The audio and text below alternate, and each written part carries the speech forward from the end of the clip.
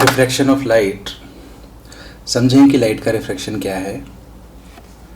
मान लेते हैं ये कोई बाउंड्री है, कोई सरफेस है जहाँ पर दो मीडियम एक दूसरे से अलग अलग होते हैं।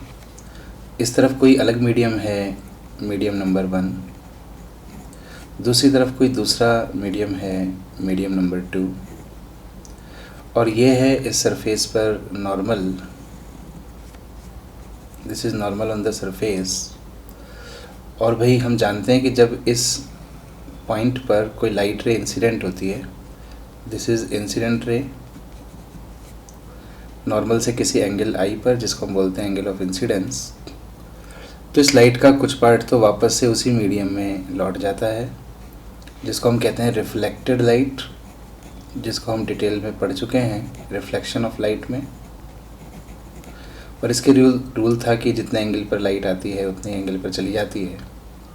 बट लाइट का कुछ पार्ट सेकंड मीडियम में भी आगे प्रोपोगेट होता है इस तरह से।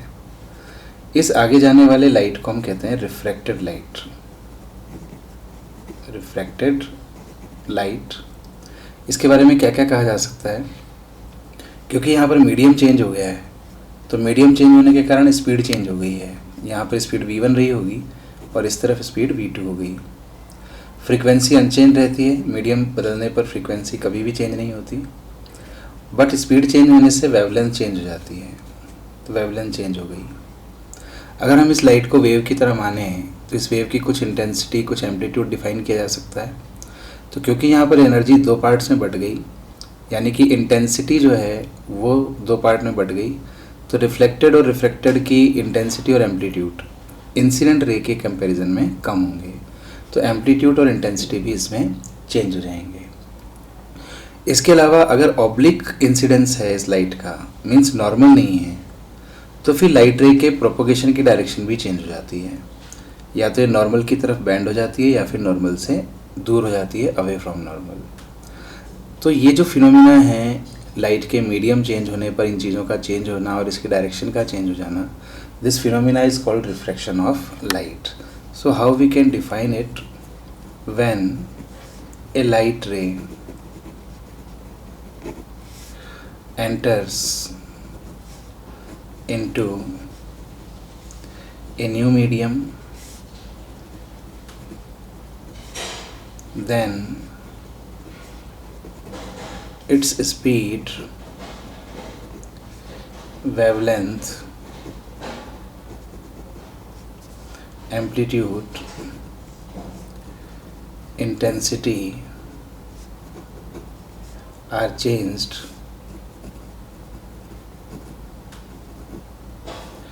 for oblique incidence. Direction of propagation also changes. It is called refraction of light. इस फिनोमिना को हम रिफ्रैक्शन ऑफ लाइट कहते हैं। अब भाई जिस तरह से रिफ्लेक्शन के दो रूल थे, दो लॉज थे, ऐसे ही रिफ्रैक्शन के भी दो रूल हैं। So laws of refraction, laws of refraction, क्या रूल हैं रिफ्रैक्शन के। मान लेते हैं कि ये है हमारे पास एक सरफेस, रिफ्रैक्टिंग सरफेस, जो कि दो मीडियम को अलग अलग करती है। इस तरफ जो फर्स्ट मीडियम है इसका रिफ्रैक्टिव इंडेक्स हम मान लेते हैं μ1 और इसका रिफ्रैक्टिव इंडेक्स मान लेते हैं μ2। यह है सरफेस पर नॉर्मल, और एक लाइट रे हम इस नॉर्मल से किसी एंगल पर इंसिडेंट करते हैं, यहाँ पर एंगल आई पर, दिस इज़ इंसिडेंट रे। फिर इसको इस डायरेक्शन में जाना था, बट रिफ्रैक्शन के फिनोमिना के कारण ये या तो नॉर्मल की तरफ झुक जाती है या फिर नॉर्मल से दूर हो जाती है। ये आगे मैं आपको समझाऊंगा नेक्स्ट वीडियो में कि कब ये नॉर्मल की तरफ झुकेगी, कब नॉर्मल से दूर हटेगी। डिपेंड करेगा इनके रिफ्रैक्टिव इंडेक्स किस तरह के हैं, किसका ज़्यादा है किसका कम है, कौन डेंसर है कौन रेयरर है। खैर अभी हम कुछ भी मान लेते हैं, जैसे कि इसकी डायरेक्शन चेंज हो गई और ये नॉर्मल से किसी अलग एंगल पर दूसरे मीडियम में जाएगी। आई को हम कहते हैं angle of incidence, angle of incidence, और आर को हम कहेंगे angle of refraction, angle of refraction which is angle made by refracted रे विद नॉर्मल। अब इस रिफ्रैक्शन को दो लॉज की हेल्प से स्टडी किया जाता है। पहला जो रूल है, पहला जो लॉ है, वो कहता है कि इंसिडेंट रे, रिफ्रैक्टेड रे और नॉर्मल, ये तीनों एक ही प्लेन में होते हैं, जिसको हम क्या कहते हैं, plane of incidence. So incident ray, normal and refracted ray lie in same plane which is called plane of incidence, plane of incidence। Second rule जो है, सेकेंड लॉ जो है, उसको स्नेल्स लॉ कहते हैं। स्नेल ने हमें लॉ बताया था रिफ्रैक्शन के बारे में। ये रूल कहता है कि अगर हम गिवन पेयर ऑफ मीडियम के लिए, जैसे दोनों मीडियम फिक्स हो गए, अब अगर हम एंगल ऑफ इंसिडेंस को चेंज करें तो ये एंगल ऑफ रिफ्रैक्शन भी चेंज होता है। अगर हम आई को बढ़ाएं तो आर भी बढ़ता है, और दोनों में रिलेशन क्या होता है, आई का जो साइन होता है that is directly proportional to sine of r, sine i is directly proportional to sine r. तो यूँ भी कहा जा सकता है कि sine i upon sine r is a constant. और स्नेल के अकॉर्डिंग ये जो कांस्टेंट होता है, ये होता है रिफ्रैक्टिव इंडेक्स सेकंड मीडियम का फर्स्ट के रेस्पेक्ट में। सेकंड मीडियम जिसमें रिफ्रैक्टेड रे है और फर्स्ट मीडियम जिसमें इंसिडेंट रे थी। तो सेकंड का फर्स्ट के रेस्पेक्ट में रिफ्रैक्टिव इंडेक्स, आप जानते हैं इसको लिखना μ2 अपॉन μ1, और इसी को आप लिख सकते हैं स्पीड की फॉर्म में v1/v2। So this law is called Snell's law, इसको हम स्नेल्स लॉ कहते हैं। अब अगर हम इस टर्म को और इस टर्म को क्रॉस मल्टीप्लाई करें तो μ1 को यहाँ ले चलें तो ये हो जाएगा μ1 sine i equals to μ2 sine r. ठीक है ना भी। अब ध्यान से देखें, इस फॉर्म में याद रखना बड़ा ही आसान है, विदाउट एनी कन्फ्यूज़न हमें याद रह जाएगा। क्यों विदाउट एनी कन्फ्यूज़न? क्योंकि आप देखिए आई और μ1, ये आई उस मीडियम में बन रहा है जिसका रिफ्रैक्टिव इंडेक्स μ1 है, तो ये साथ आए हैं। और इधर है μ2 और r, ये r उस मीडियम में बन रहा है जिसका रिफ्रैक्टिव इंडेक्स μ2 है। तो ये जो रूल है वो इस फॉर्म में हम ध्यान रखेंगे कि μ1 into sine i equals to μ2 into sine r. Numericals में हम इसी तरह से इसको यूज़ किया करेंगे। इस बात को हम यूँ भी कह सकते हैं कि किसी भी मीडियम के लिए म्यू और उसमें बनने वाले एंगल का साइन कांस्टेंट रहेगा। Mu sign theta will remain constant for all medium. थोड़ी डिटेल में बात करते हैं इस बात की कि क्या मैं आपको कहना चाहता हूँ। एक एग्जांपल से समझते हैं।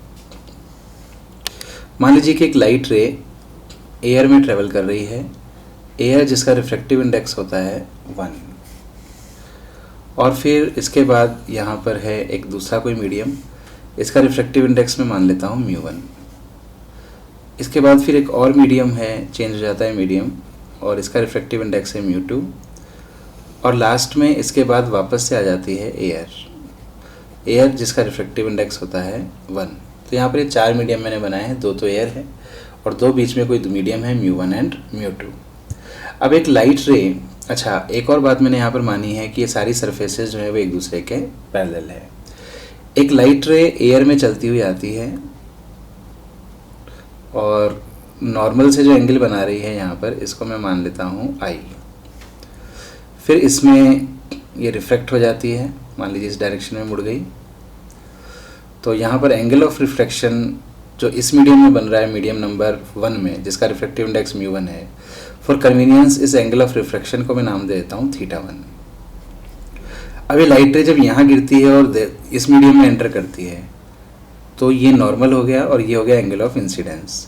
बट आप देख सकते हैं क्योंकि दोनों सरफेसेस पैरेलल हैं इसलिए दोनों नॉर्मल भी पैरेलल होंगे और ये अल्टरनेट एंगल बन जाएंगे। ये थीटा है, θ1 है, तो यहाँ भी एंगल θ1 ही होगा। तो इस रिफ्रैक्शन के लिए एंगल ऑफ इंसिडेंस θ1 हो जाएगा।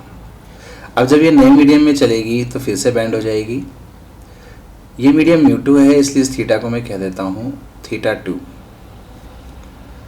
और नॉर्मल के साथ यहाँ भी एंगल बन जाएगा θ2 अल्टरनेट एंगल। और लास्ट में लाइट रे बाहर निकलती है एयर में। इस रे को हम कई बार इमर्जेंट रे कहते हैं, इमर्जेंट रे। और ये नॉर्मल से जो एंगल बनाएगी, इस एंगल को हम कहेंगे एंगल ऑफ इमरजेंस। ठीक है भाई। अब यहाँ पर देखो 3 रिफ्रैक्शन हो रहे हैं, एक इस सरफेस पर, एक इस सरफेस पर, एक इस सरफेस पर। अगर मैं इन तीनों पर स्नेल्स लॉ को अप्लाई करूँ बारी बारी से, तो जैसे फर्स्ट सरफेस के लिए अगर स्नेल्स लॉ को हम यूज़ करें तो क्या लिखेंगे फर्स्ट सरफेस के लिए? 1 into sine i, 1 into sine i equals to μ1 into sine θ1, μ1 into sine θ1। दूसरा जो रिफ्रैक्शन है, ये सेकंड सरफेस पर जो रिफ्रैक्शन हो रहा है, इसके लिए मैं क्या कह सकता हूँ? इसके लिए मैं कह सकता हूँ μ1 साइन θ1 इक्वल्स टू μ2 साइन θ2। तो μ1 साइन θ1 इक्वल्स टू μ2 साइन θ2। और इसी तरह से तीसरी जो सरफेस है, इसके लिए मैं कह सकता हूँ μ2 sine θ2 equals to 1 into sine e. अब आप ध्यान से देखें अगर, तो ये साइन ई μ2 साइन θ2 के इक्वल है, बट यही μ2 साइन θ2 यहाँ भी लिखा है जो इसके इक्वल है, और यही μ1 साइन θ1 यहाँ भी लिखा है जो इसके इक्वल है। ठीक है ना?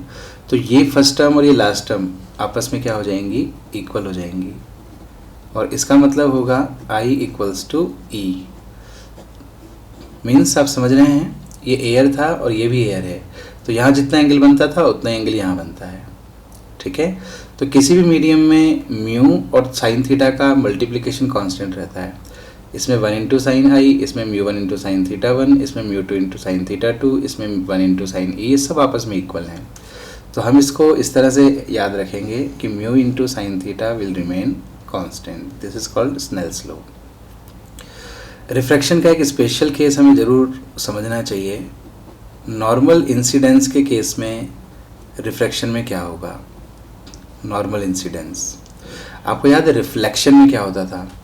रिफ्लेक्शन में अगर नॉर्मल के लॉन्ग लाइट रे आती थी तो उसी डायरेक्शन में लौटा दी जाती थी, जिसका मतलब होता था कि एंगल ऑफ इंसिडेंस भी ज़ीरो है और एंगल ऑफ रिफ्लेक्शन भी ज़ीरो है। पर अगर हम रिफ्रैक्शन की बात करें तो क्या होगा? ये मान लीजिए हमारी सरफेस, जिसके इस तरफ है μ1, इस तरफ है μ2, और ये है नॉर्मल, और नॉर्मल के अलॉन्ग एक लाइट रे आ रही है। इसका मतलब है I इक्वल्स टू 0। तो अगर मैं यहाँ पर स्नेल्स लॉ लगाकर R को फाइंड करना चाहूँ, तो स्नेल्स लॉ कहता है μ1 into sine I means μ1 into sine 0 equals to μ2 into sine R। So μ2 into sine R को मैं फाइंड करना चाहता हूँ। ये टर्म 0 हो गई, और इससे हमें मिल गया साइन R इक्वल्स टू 0, और इससे हमें मिल गया R इक्वल्स टू 0, जिसका मतलब है कि रिफ्रैक्टेड रे भी नॉर्मल के अलॉन्ग ही जाएगी। इसका मतलब इस केस में लाइट रे की डायरेक्शन में कोई चेंज नहीं होता, वो जिस डायरेक्शन में जा रही होती है उसी डायरेक्शन में आगे निकल जाती है। जब नॉर्मल इंसिडेंस ऐसा इंसिडेंस है जब डायरेक्शन चेंज नहीं हो रही है, फिर भी यहाँ रिफ्रैक्शन तो हो ही रहा है, क्योंकि स्पीड चेंज हो गई, वेवलेंथ चेंज हो गया, काफ़ी कुछ चेंज हुआ, रिफ्रैक्शन तो है, बट इस नॉर्मल इंसिडेंस में डायरेक्शन चेंज नहीं होती। पर अगर ऑब्लिक इंसिडेंस हो तो उसकी डायरेक्शन ऑफ प्रोपगेशन भी चेंज होती है। तो ये हमने रिफ्रैक्शन के बारे में सीखा। कुछ और बातें करेंगे रिफ्रैक्शन के बारे में नेक्स्ट वीडियो में।